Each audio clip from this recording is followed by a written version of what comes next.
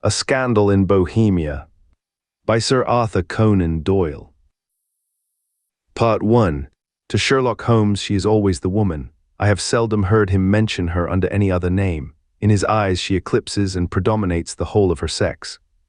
It was not that he felt any emotion akin to love for Irene Adler. All emotions, and that one particularly, were abhorrent to his cold, precise but admirably balanced mind. He was, I take it, the most perfect reasoning and observing machine that the world has seen, but as a lover he would have placed himself in a false position. He never spoke of the softer passions, save with a jibe and a sneer. They were admirable things for the observer, excellent for drawing the veil from men's motives and actions. But for the trained reasoner to admit such intrusions into his own delicate and finely adjusted temperament was to introduce a distracting factor which might throw a doubt upon all his mental results. Grit in a sensitive instrument or a crack in one of his own high-power lenses would not be more disturbing than a strong emotion in a nature such as his. And yet there was but one woman to him, and that woman was the late Irene Adler, of dubious and questionable memory. I had seen little of Holmes lately. My marriage had drifted us away from each other. My own complete happiness, and the home-centered interests which rise up around the man who first finds himself master of his own establishment, were sufficient to absorb all my attention, while Holmes, who loathed every form of society with his whole Bohemian soul, remained in our lodgings in Baker Street, buried among his old books, and alternating from week to week between cocaine and ambition, the drowsiness of the drug, and the fierce energy of his own keen nature. He was still, as ever, deeply attracted by the study of crime, and occupied his immense faculties and extraordinary powers of observation in following out those clues, and clearing up those mysteries which had been abandoned as hopeless by the official police. From time to time I heard some vague account of his doings. Of his summons to Odessa in the case of the Trepoff murder, of his clearing up of the singular tragedy of the Atkinson brothers at Trincomalee, and finally of the mission which he had accomplished so delicately and successfully for the reigning family of Holland. Beyond these signs of his activity, however, which I merely shared with all the readers of the daily press, I knew little of my former friend and companion. One night, it was on the 20th of March, 1888, I was returning from a journey to a patient, for I had now returned to civil practice, when my way led me through Baker Street. As I passed the well-remembered door, which must always be associated in my mind with my wooing, and with the dark incidents of the study in scarlet, I was seized with a keen desire to see Holmes again, and to know how he was employing his extraordinary powers. His rooms were brilliantly lit, and even as I looked up, I saw his tall, spare figure pass twice in a dark silhouette against the blind. He was pacing the room swiftly, eagerly, with his head sunk upon his chest and his hands clasped behind him. To me, who knew his every mood and habit, his attitude and manner told their own story. He was at work again. He had risen out of his drug-created dreams and was hot upon the scent of some new problem. I rang the bell and was shown up to the chamber which had formerly been in part my own. His manner was not effusive, it seldom was, but he was glad, I think, to see me. With hardly a word spoken, but with a kindly eye, he waved me to an armchair, threw across his case of cigars, and indicated a spirit case and a gasogene in the corner. Then he stood before the fire and looked me over in his singular introspective fashion. "Wedlock suits you," he remarked. "I think, Watson, that you have put on 7.5 pounds since I saw you." "7," I answered. "Indeed, I should have thought a little more, just a trifle more, I fancy, Watson, and in practice again, I observe. You did not tell me that you intended to go into harness." "Then how do you know?" "I see it, I deduce it. How do I know that you have been getting yourself very wet lately, and that you have a most clumsy and careless servant girl?" "My dear Holmes," said I, "this is too much. You would certainly have been burned had you lived a few centuries ago. It is true that I had a country walk on Thursday and came home in a dreadful mess, but as I have changed my clothes, I can't imagine how you deduce it. As to Mary Jane, she is incorrigible, and my wife has given her notice, but there, again, I fail to see how you work it out." He chuckled to himself and rubbed his long, nervous hands together. "It is simplicity itself," said he. "My eyes tell me that on the inside of your left shoe, just where the firelight strikes it, the leather is scored by 6 almost parallel cuts. Obviously, they have been caused by someone who has very carelessly scraped round the edges of the sole in order to remove crusted mud from it. Hence, you see, my double deduction that you had been out in vile weather, and that you had a particularly malignant boot-slitting specimen of the London slavey. As to your practice, if a gentleman walks into my room smelling of iodoform, with a black mark of nitrate of silver upon his right forefinger, and a bulge on the right side of his top hat to show where he has secreted his stethoscope, I must be dull indeed if I do not pronounce him to be an active member of the medical profession. I could not help laughing at the ease with which he explained his process of deduction, when I hear you give your reasons. I remarked, the thing always appears to me to be so ridiculously simple that I could easily do it myself, though at each successive instance of your reasoning I am baffled until you explain your process. And yet I believe that my eyes are as good as yours. Quite so, he answered, lighting a cigarette and throwing himself down into an armchair. You see, but you do not observe. The distinction is clear. For example, you have frequently seen the steps which lead up from the hall to this room. Frequently. How often? Well, some hundreds of times. Then how many are there?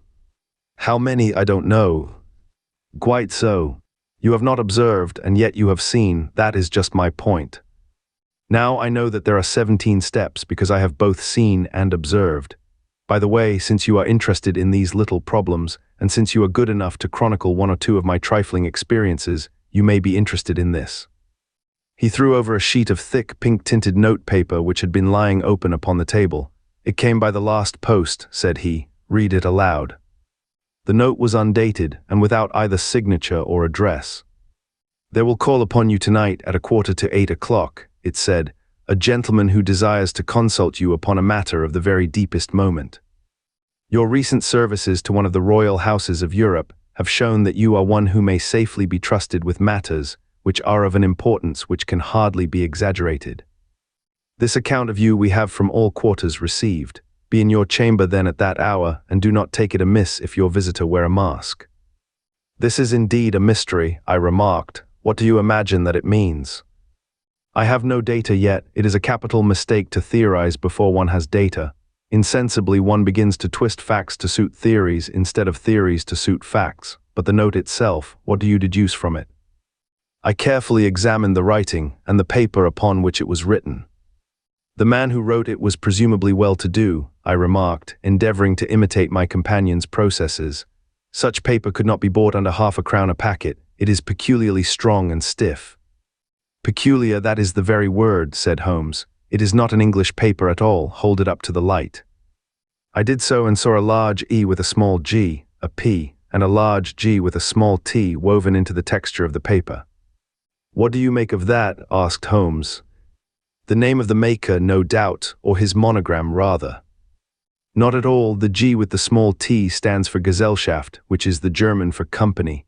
It is a customary contraction like our P, of course, stands for papier. Now for example, let us glance at our Continental Gazetteer. He took down a heavy brown volume from his shelves. Eglinitz, here we are, Egria. It is in a German-speaking country in Bohemia, not far from Karlsbad, remarkable as being the scene of the death of Wallenstein and for its numerous glass factories and paper mills. Ha ha, my boy, what do you make of that?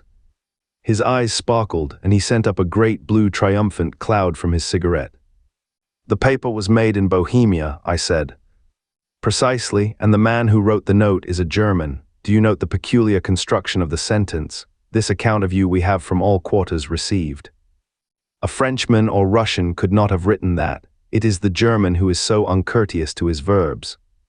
It only remains, therefore, to discover what is wanted by this German who writes upon Bohemian paper and prefers wearing a mask to showing his face.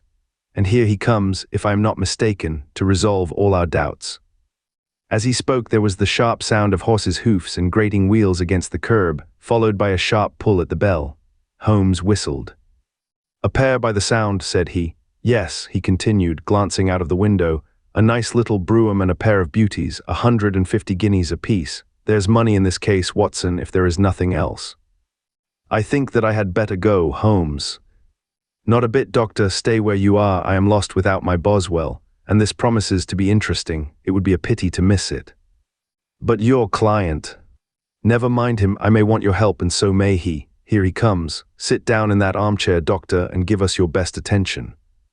A slow and heavy step, which had been heard upon the stairs and in the passage, paused immediately outside the door. Then there was a loud and authoritative tap. "Come in," said Holmes. A man entered who could hardly have been less than 6 feet 6 inches in height, with the chest and limbs of a Hercules. His dress was rich with a richness which would, in England, be looked upon as akin to bad taste. Heavy bands of astrakhan were slashed across the sleeves and fronts of his double-breasted coat, while the deep blue cloak which was thrown over his shoulders was lined with flame-colored silk and secured at the neck with a brooch which consisted of a single flaming beryl. Boots which extended halfway up his calves, and which were trimmed at the tops with rich brown fur, completed the impression of barbaric opulence which was suggested by his whole appearance. He carried a broad-brimmed hat in his hand, while he wore across the upper part of his face, extending down past the cheekbones, a black-visored mask which he had apparently adjusted that very moment, for his hand was still raised to it as he entered. From the lower part of the face he appeared to be a man of strong character, with a thick, hanging lip, and a long, straight chin suggestive of resolution pushed to the length of obstinacy. "You had my note?" he asked with a deep, harsh voice and a strongly marked German accent. "I told you that I would call." He looked from one to the other of us, as if uncertain which to address. "Pray take a seat," said Holmes. "This is my friend and colleague, Dr. Watson, who is occasionally good enough to help me in my cases.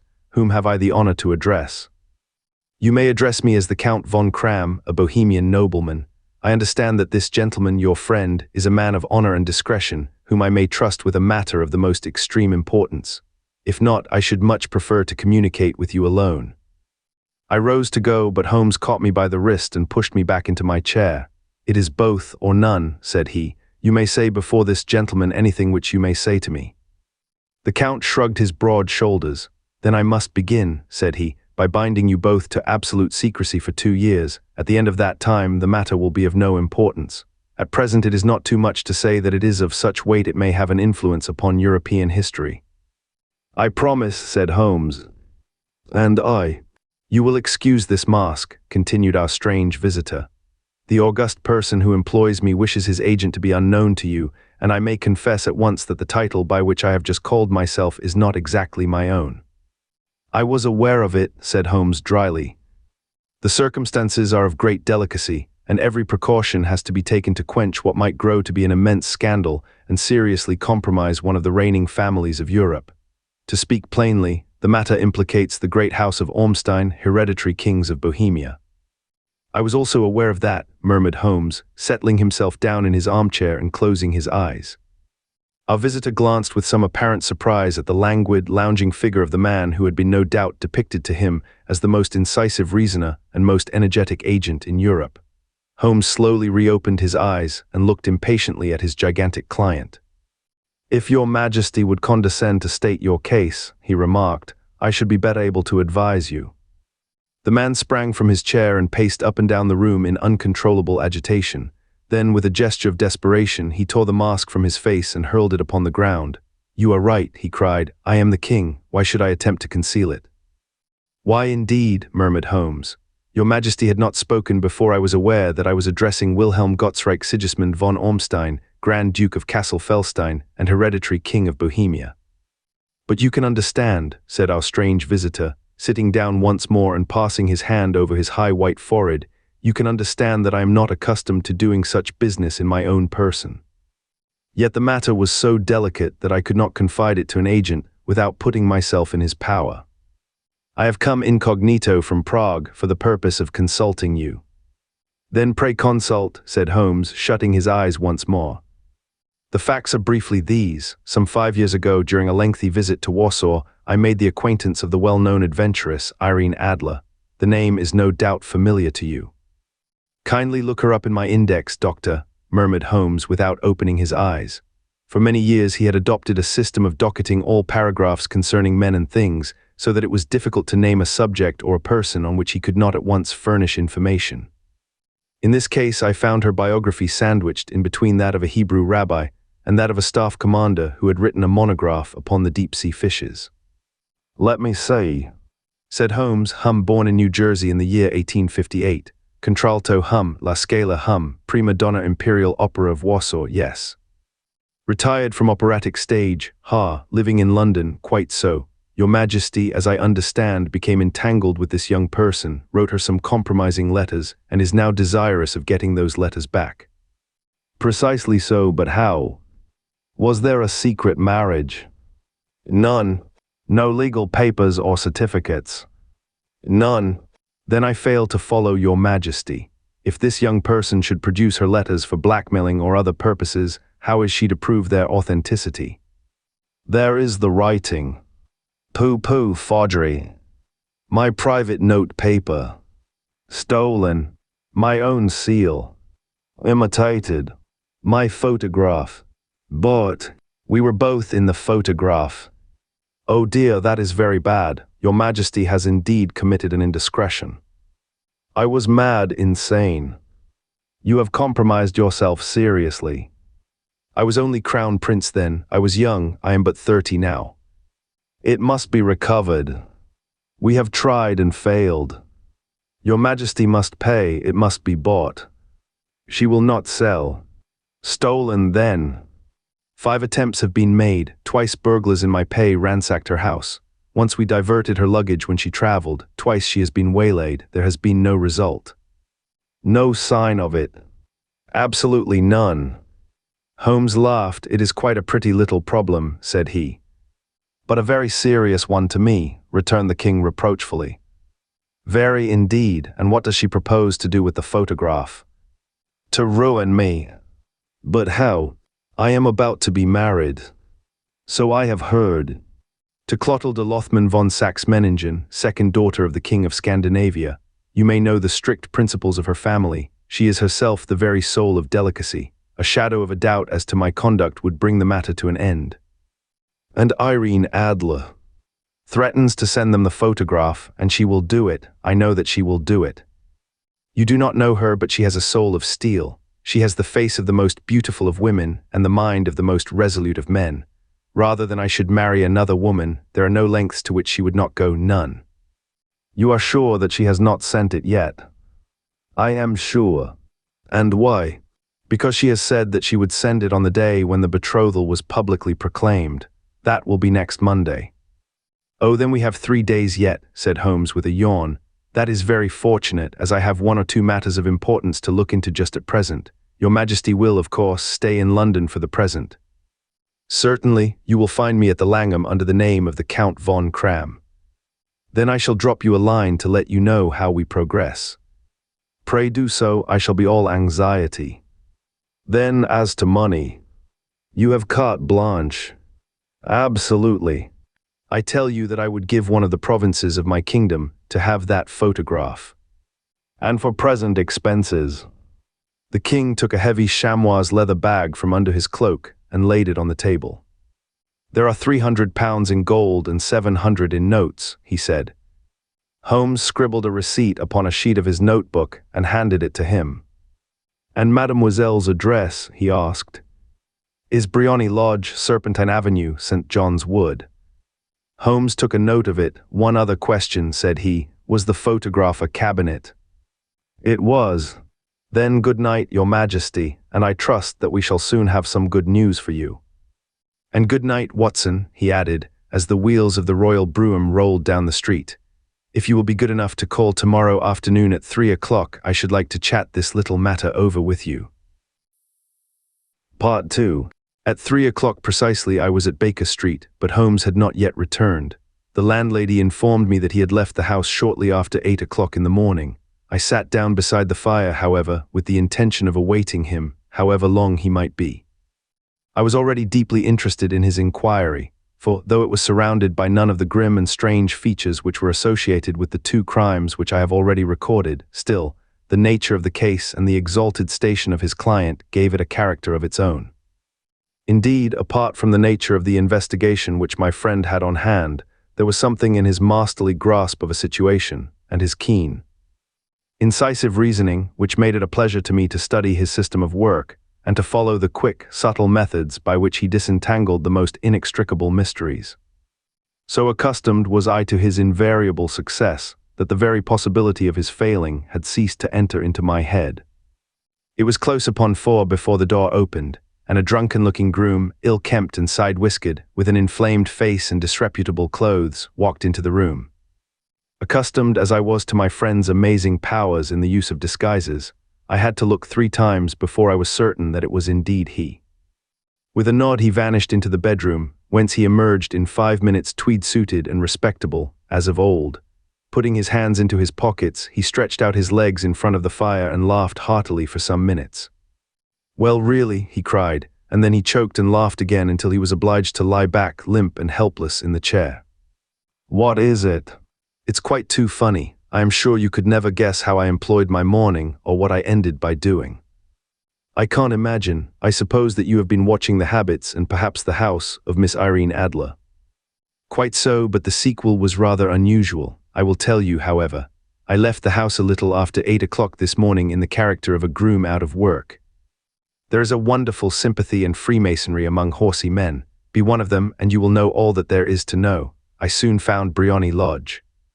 It is a bijou villa with a garden at the back, but built out in front right up to the road, 2 stories. Chubb locked to the door. Large sitting room on the right side, well furnished, with long windows almost to the floor, and those preposterous English window fasteners which a child could open. Behind there was nothing remarkable, save that the passage window could be reached from the top of the coach house.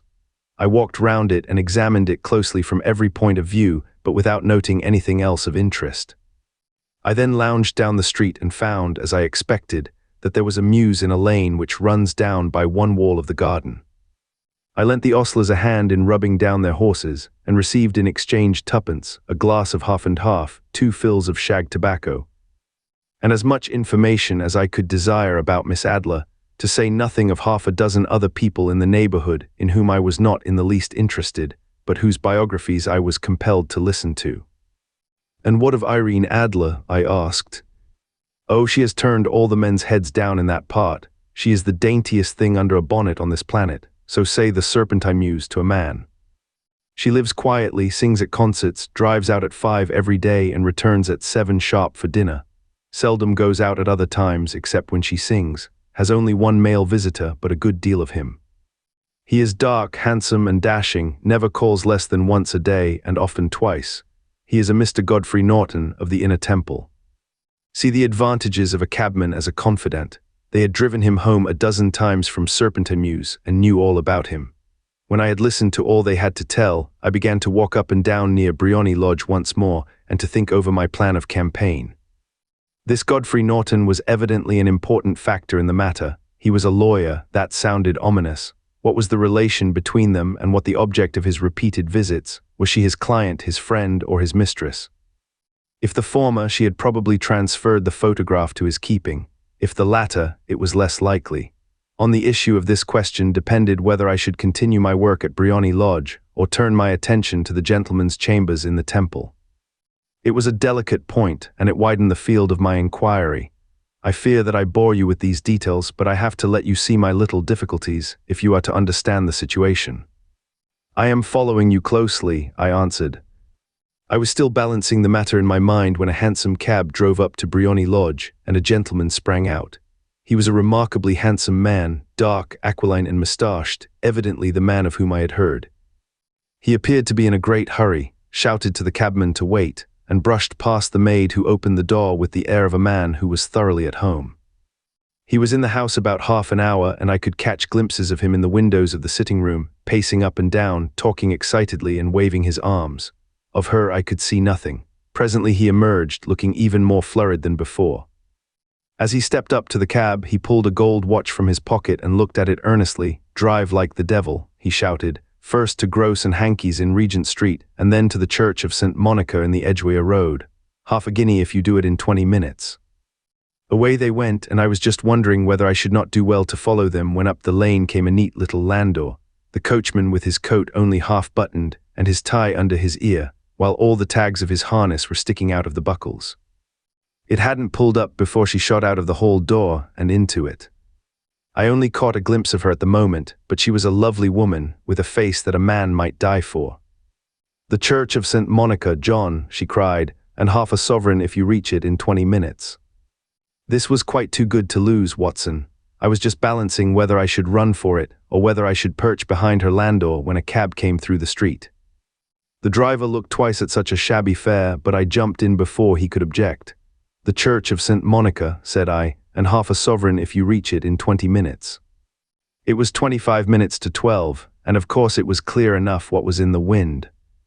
My cabbie drove fast. I don't think I ever drove faster, but the others were there before us. The cab and the landau with their steaming horses were in front of the door when I arrived. I paid the man and hurried into the church. There was not a soul there save the two whom I had followed, and a surpliced clergyman, who seemed to be expostulating with them. They were all three standing in a knot in front of the altar. I lounged up the side aisle like any other idler who has dropped into a church. Suddenly, to my surprise, the three at the altar faced round to me, and Godfrey Norton came running as hard as he could towards me. "Thank God," he cried, "you'll do, come." "What then?" I asked. "Come, man, come, only 3 minutes, or it won't be legal." I was half dragged up to the altar, and before I knew where I was I found myself mumbling responses which were whispered in my ear, and vouching for things of which I knew nothing, and generally assisting in the secure tying up of Irene Adler, spinster, to Godfrey Norton, bachelor. It was all done in an instant, and there was the gentleman thanking me on the one side and the lady on the other, while the clergyman beamed on me in front. It was the most preposterous position in which I ever found myself in my life, and it was the thought of it that started me laughing just now. It seems that there had been some informality about their license, that the clergyman absolutely refused to marry them without a witness of some sort, and that my lucky appearance saved the bridegroom from having to sally out into the streets in search of a best man. The bride gave me a sovereign, and I mean to wear it on my watch chain in memory of the occasion. "This is a very unexpected turn of affairs," said I, "and what then?" Well, I found my plans very seriously menaced. It looked as if the pair might take an immediate departure, and so necessitate very prompt and energetic measures on my part. At the church door, however, they separated, he driving back to the temple and she to her own house. "I shall drive out in the park at 5 as usual," she said as she left him. I heard no more. They drove away in different directions, and I went off to make my own arrangements. "Which are?" "Some cold beef and a glass of beer," he answered, ringing the bell. "I have been too busy to think of food, and I am likely to be busier still this evening. By the way, doctor, I shall want your cooperation." "I shall be delighted." "You don't mind breaking the law?" "Not in the least." "Nor running a chance of arrest?" "Not in a good cause." "Oh, the cause is excellent." "Then I am your man." "I was sure that I might rely on you." "But what is it you wish?" "When Mrs. Turner has brought in the tray, I will make it clear to you. Now," he said as he turned hungrily on the simple fare that our landlady had provided, "I must discuss it while I eat, for I have not much time. It is nearly 5 now. In 2 hours we must be on the scene of action. Miss Irene, or Madame rather, returns from her drive at 7. We must be at Briony Lodge to meet her." "And what then?" "You must leave that to me. I have already arranged what is to occur. There is only one point on which I must insist. You must not interfere, come what may, you understand." "I am to be neutral." "To do nothing whatever. There will probably be some small unpleasantness. Do not join in it. It will end in my being conveyed into the house. 4 or 5 minutes afterwards, the sitting-room window will open. You are to station yourself close to that open window." "Yes." "You are to watch me, for I will be visible to you." "Yes."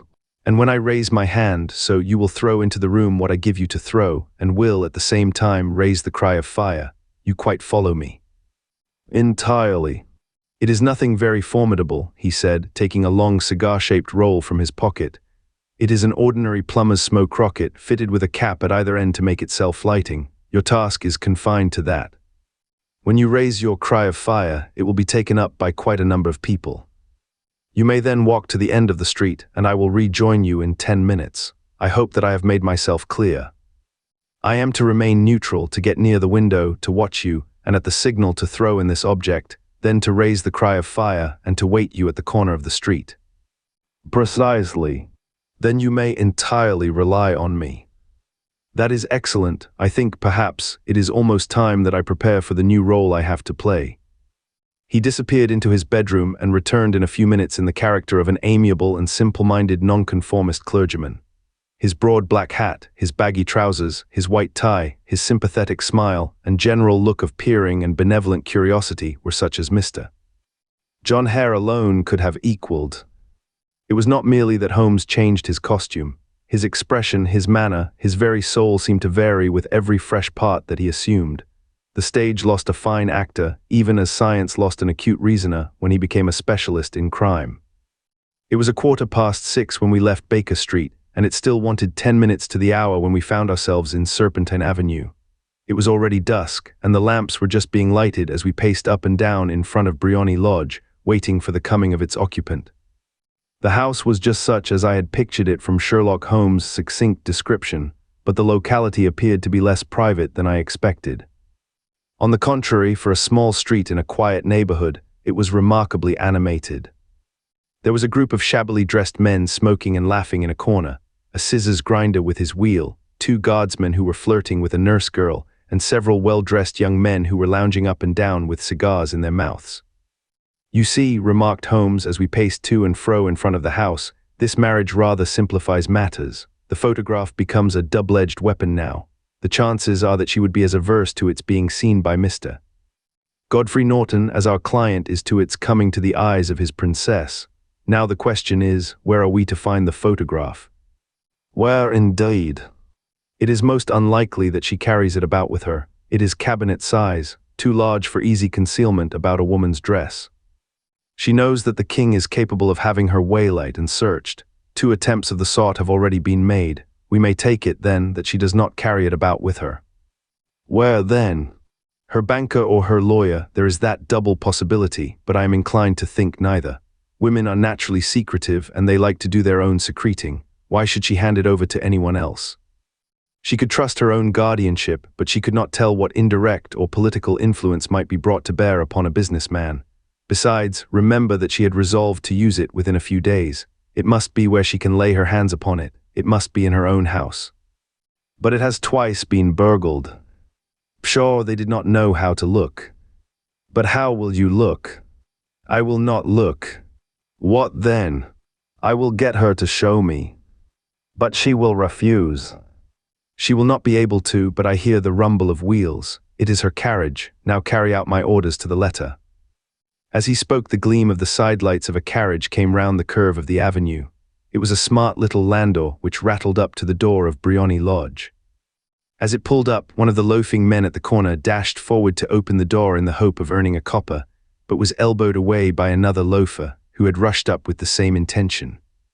A fierce quarrel broke out, which was increased by the 2 guardsmen, who took sides with one of the loungers, and by the scissors grinder, who was equally hot upon the other side. A blow was struck, and in an instant the lady, who had stepped from her carriage, was the center of a little knot of flushed and struggling men, who struck savagely at each other with their fists and sticks. Holmes dashed into the crowd to protect the lady, but just as he reached her, he gave a cry and dropped to the ground, with the blood running freely down his face. At his fall, the guardsmen took to their heels in one direction and the loungers in the other, while a number of better-dressed people, who had watched the scuffle without taking part in it, crowded in to help the lady and to attend to the injured man.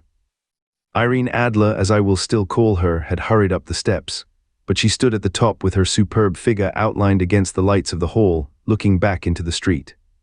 "Is the poor gentleman much hurt?" she asked. "He is dead," cried several voices. "No, no, there's life in him," shouted another, "but he'll be gone before you can get him to hospital." "He's a brave fellow," said a woman. "They would have had the lady's purse and watch if it hadn't been for him. They were a gang, and a rough one too. Ah, he's breathing now." "He can't lie in the street. May we bring him in, Mom?" "Surely, bring him into the sitting room. There is a comfortable sofa. This way, please." Slowly and solemnly he was borne into Briony Lodge and laid out in the principal room, while I still observed the proceedings from my post by the window. The lamps had been lit, but the blinds had not been drawn, so that I could see Holmes as he lay upon the couch. I do not know whether he was seized with compunction at that moment for the part he was playing, but I know that I never felt more heartily ashamed of myself in my life than when I saw the beautiful creature against whom I was conspiring, or the grace and kindliness with which she waited upon the injured man. And yet it would be the blackest treachery to Holmes to draw back now from the part which he had entrusted to me. I hardened my heart and took the smoke crocket from under my ulster. After all, I thought, we are not injuring her. We are but preventing her from injuring another. Holmes had sat up upon the couch, and I saw him motion like a man who is in need of air. A maid rushed across and threw open the window. At the same instant I saw him raise his hand, and at the signal I tossed my rocket into the room with a cry of fire. The word was no sooner out of my mouth than the whole crowd of spectators, well-dressed and ill, gentlemen, ostlers, and servant maids, joined in a general shriek of fire. Thick clouds of smoke curled through the room and out at the open window. I caught a glimpse of rushing figures, and a moment later the voice of Holmes from within assuring them that it was a false alarm. Slipping through the shouting crowd, I made my way to the corner of the street, and in 10 minutes was rejoiced to find my friend's arm in mine, and to get away from the scene of uproar. He walked swiftly and in silence for some few minutes, until we had turned down one of the quiet streets which lead towards the Edgware Road. "You did it very nicely, Doctor," he remarked. "Nothing could have been better, it is all right. You have the photograph. I know where it is." "And how did you find out?" "She showed me as I told you she would. I am still in the dark." "I do not wish to make a mystery," said he, laughing. "The matter was perfectly simple. You of course saw that everyone in the street was an accomplice. They were all engaged for the evening." "I guessed as much." "Then when the row broke out, I had a little moist red paint in the palm of my hand. I rushed forward, fell down, clapped my hand to my face, and became a piteous spectacle. It is an old trick. That also I could fathom. Then they carried me in. She was bound to have me in. What else could she do? And into her sitting room, which was the very room which I suspected. It lay between that and her bedroom, and I was determined to see which. They laid me on a couch. I motioned for air. They were compelled to open the window, and you had your chance." "How did that help you?" "It was all important. When a woman thinks that her house is on fire, her instinct is at once to rush to the thing which she values most. It is a perfectly overpowering impulse, and I have more than once taken advantage of it. In the case of the Darlington substitution scandal, it was of use to me, and also in the Arnsworth Castle business. A married woman grabs at her baby, an unmarried one reaches for her jewel box. Now it was clear to me that Our Lady of today had nothing in the house more precious to her than what we are in quest of. She would rush to secure it. The alarm of fire was admirably done. The smoke and shouting were enough to shake nerves of steel. She responded beautifully. The photograph is in a recess behind a sliding panel just above the right bell pull. She was there in an instant, and I caught a glimpse of it as she half drew it out. When I cried out that it was a false alarm, she replaced it, glanced at the rocket, rushed from the room, and I have not seen her since. I rose and, making my excuses, escaped from the house. I hesitated whether to attempt to secure the photograph at once, but the coachman had come in, and as he was watching me narrowly, it seemed safer to wait. A little over-precipitance may ruin all. "And now," I asked, "our quest is practically finished. I shall call with the king tomorrow, and with you if you care to come with us. We will be shown into the sitting room to wait for the lady, but it is probable that when she comes she may find neither us nor the photograph. It might be a satisfaction to His Majesty to regain it with his own hands." "And when will you call?" "At 8 in the morning. She will not be up, so that we shall have a clear field. Besides, we must be prompt, for this marriage may mean a complete change in her life and habits. I must wire to the king without delay." We had reached Baker Street and had stopped at the door. He was searching his pockets for the key when someone passing said, "Good night, Mr. Sherlock Holmes." There were several people on the pavement at the time, but the greeting appeared to come from a slim youth in an ulster who had hurried by. "I've heard that voice before," said Holmes, staring down the dimly lit street. "Now I wonder who the deuce that could have been." Part 3. I slept at Baker Street that night, and we were engaged upon our toast and coffee in the morning when the King of Bohemia rushed into the room. "You have really got it," he cried, grasping Sherlock Holmes by either shoulder and looking eagerly into his face. "Not yet. But you have hopes." "I have hopes." "Then come, I am all impatience to be gone." "We must have a cab." "No, my brougham is waiting." "Then that will simplify matters." We descended and started off once more for Briony Lodge. "Irene Adler is married," remarked Holmes. "Married when?" "Yesterday." "But to whom?" "To an English lawyer named Norton." "But she could not love him." "I am in hopes that she does." "And why in hopes?" "Because it would spare your Majesty all fear of future annoyance. If the lady loves her husband, she does not love your majesty. If she does not love your majesty, there is no reason why she should interfere with your majesty's plan. It is true, and yet, well, I wish she had been of my own station. What a queen she would have made. He relapsed into a moody silence, which was not broken until we drew up in Serpentine Avenue. The door of Briony Lodge was open, and an elderly woman stood upon the steps. She watched us with a sardonic eye as we stepped from the brougham. "Mr. Sherlock Holmes, I believe," said she. "I am Mr. Holmes," answered my companion, looking at her with a questioning and rather startled gaze. "Indeed, my mistress told me that you were likely to call. She left this morning with her husband by the 5:15 train from Charing Cross for the Continent." "What?" Sherlock Holmes staggered back, white with chagrin and surprise. "Do you mean that she has left England?" "Never to return." "And the papers?" asked the king hoarsely. "All is lost." "We shall see." He pushed past the servant and rushed into the drawing room, followed by the king and myself. The furniture was scattered about in every direction, with dismantled shelves and open drawers, as if the lady had hurriedly ransacked them before her flight. Holmes rushed at the bell-pull, tore back a small sliding shutter, and plunging in his hand, pulled out a photograph and a letter. The photograph was of Irene Adler herself in evening dress. The letter was superscribed to Sherlock Holmes-esque, to be left till called for. My friend tore it open, and we all three read it together. It was dated at midnight of the preceding night and ran in this way. "My dear Mr. Sherlock Holmes, you really did it very well. You took me in completely. Until after the alarm of fire, I had not a suspicion. But then, when I found how I had betrayed myself, I began to think. I had been warned against you months ago. I had been told that if the king employed an agent, it would certainly be you. And your address had been given me, yet with all this you made me reveal what you wanted to know. Even after I became suspicious, I found it hard to think evil of such a dear, kind old clergyman. But you know I have been trained as an actress myself. Male costume is nothing new to me. I often take advantage of the freedom which it gives. I sent John, the coachman, to watch you, ran upstairs, got into my walking clothes, as I call them, and came down just as you departed. Well, I followed you to your door, and so made sure that I was really an object of interest to the celebrated Mr. Sherlock Holmes. Then I, rather imprudently, wished you good night, and started for the temple to see my husband. We both thought the best resource was flight, when pursued by so formidable an antagonist, so you will find the nest empty when you call tomorrow. As to the photograph, your client may rest in peace. I love and am loved by a better man than he.